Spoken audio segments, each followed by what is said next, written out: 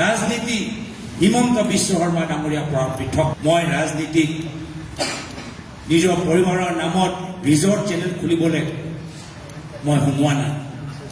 তেওঁ মোৰ পৰিবাৰে নিজৰ চাকৰি কৰি আছে, নিজৰ দেশখন এৰি আজি ভাৰতৰ ভিতৰত আজি আমাৰ ঘৰখন চলাই আছে আৰু তেওঁৰ স্বাধীনতা আছে আৰু তেওঁ মোৰ ল'ৰা ছোৱালীক মাত আৰু তেখেতে মোৰ ল'ৰা ছোৱালীক ডাঙৰ কৰিছে। এজন ৰাজনীতিবিদ হিচাপে আমি সকলোৱে নিজৰ নিজৰ পৰিয়ালৰ পৰা আঁতৰত থাকোঁ। মই নিজে সৰুকালত মোৰ নিজৰ দেউতাক মই দেখাই নাই বেছিভাগ। মোৰ দেউতা অসমৰ ৰাইজৰ মাজত আছে, কেতিয়াবা প্ৰদেশ কংগ্ৰেছ সভাপতি হিচাপে, কেতিয়াবা এগৰাকী সাংসদ হিচাপে মোক ডাঙৰ কৰিলে মোৰ মায়ে। আৰু মাৰ বাবে আজি মই ইমান ডাঙৰ আজি মই ক'বলৈ আৰু আপোনালোকৰ সন্মুখত আহিছোঁ।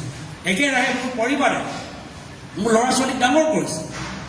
হয়, যি সময়ত মোৰ ল'ৰা ছোৱালী 18 বছৰ নাপায়, তেখেতৰ দায়িত্ব তেখেতৰ জীৱনৰ লৈ নিৰ্ণয় মই তেওঁলোকৰ মাতৃৰ ওপৰত এৰি দিছোঁ।